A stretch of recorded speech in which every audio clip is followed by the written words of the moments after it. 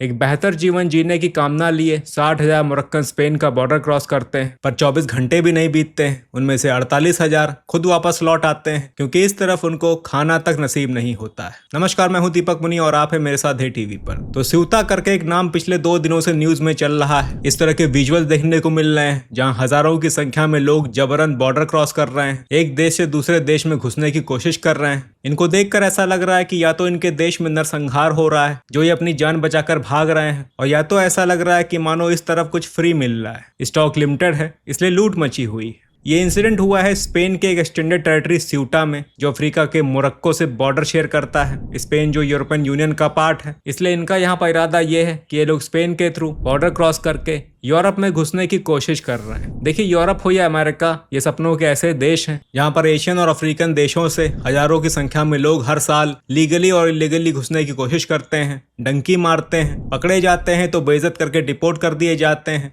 नहीं पकड़े जाते हैं तो कम से कम अपनी अगली पीढ़ी के लिए एक बेहतर जीवन अर्जित कर लेते हैं। ऐसा ही यहाँ पर कुछ स्यूता में भी हो रहा है। स्यूता की कहानी समझनी है तो मैप पर नजर डालनी होगी। अब देखिए, यूरोप और अफ्रीका मेडिटेरेनियन सी से बटा हुआ है। यहाँ पर आप देखेंगे यूरोप के एकदम एक्सट्रीम साउथ में स्पेन है, उसके नीचे मेडिटेरेनियन सी है, उसके बाद नीचे अफ्रीकन कॉन्टिनेंट में सबसे ऊपर मोरक्को है, और इसी मोरक्को से लगा हुआ एक छोटा सा जमीन का टुकड़ा है जो है तो अफ्रीका में, पर टेरिटरी है स्पेन की, और यही है स्यूता। अफ्रीकन जमीन का यह हिस्सा कॉलोनियल टाइम से स्पेन के कंट्रोल में है। अब होता यहाँ पर यह है कि मोरक्को से आकर लोग इलीगल तरीके से स्यूता में घुसते हैं, कुछ वक्त यहाँ रहते हैं, फिर मौका पाकर मेडिटेरेनियन सी क्रॉस करके स्पेन के मेन लैंड में घुस जाते हैं, और फिर उसके बाद पूरा यूरोप उनका है। और ऐसा कैसे? तो ऐसे इसलिए क्योंकि यूरोपियन यूनियन ओपन बॉर्डर्स की प्रैक्टिस फॉलो करता है। यहाँ जितने भी मेंबर कंट्रीज हैं उनके सिटीजन्स बिना पासपोर्ट के यूरोप में कहीं भी आ जा सकते हैं। इस सिस्टम को शेंजन सिस्टम कहा जाता है, और जो एरिया इसमें कवर होता है उसे शेंजन जोन कहा जाता है। अब देखिए, ऐसा नहीं है कि स्यूता में ये पहली बार ऐसा हुआ है, पहले भी ऐसा होता आया है, पर इस बार जो हुआ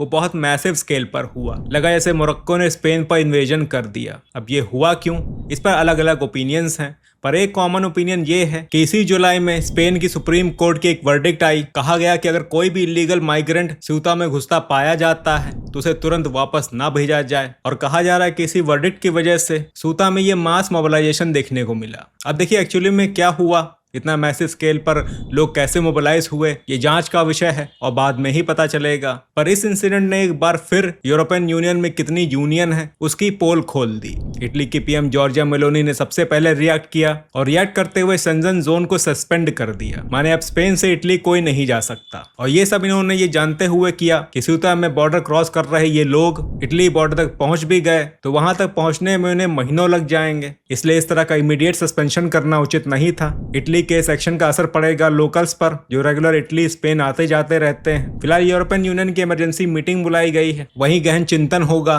और निष्कर्ष निकाला जाएगा कि यूरोपियन यूनियन में कितना यूनियन बचा है। देखिए, यूरोप में इस वक्त जो हालत है वहां सब अपना अपना देखने में लगे हुए हैं। यूनिटी मानो जैसे धीरे धीरे डिसॉल्व होने लगी। रशिया यूक्रेन वॉर ने यूरोपियन यूनिटी को और ज्यादा एक्सपोज कर दिया है। कल पोलैंड की कहानी आपने सुनी ही। पीएम डोनाल्ड टस्क ने कहा कि अगर नेटो आता है तो ठीक है, वरना रशिया अगर हम पे अटैक करता है तो हम खुद अपनी खुद की कैपेसिटी में लड़ेंगे। तो यूरोपियन यूनियन का हर देश आत्मनिर्भर होने की कोशिश कर रहा है। ये शुरुआत है, बल्कि मैं कहूँगा शुरुआत 2020 में हो चुकी है, जब ब्रिटेन ने फॉर्मली यूरोपियन यूनियन से एग्जिट मारा था। और पिछले 5 सालों में जैसे जैसे हर देश ने, खासकर स्पेन और इटली ने, अपनी ढपली अलग बजाई है या बजाने की कोशिश की है, इस बात से मुझे यकीन है कि रशिया यूक्रेन वॉर का क्लोजर यूरोप का फ्रेगमेंटेशन लेकर आएगा। यूरोपियन यूनियन टूटेगा और भी देश यहां से एग्जिट मारेंगे। दुनिया इस वक्त एक ट्रांजिशन फेज में है, और ये जो वॉर हो रही है, चाहे वो रशिया यूक्रेन की वॉर हो, ईरान और यूएस की वॉर हो, ये वर्ल्ड ऑर्डर में एक बहुत बड़ा चेंज लेकर आने वाले हैं। स्यूता में जो हुआ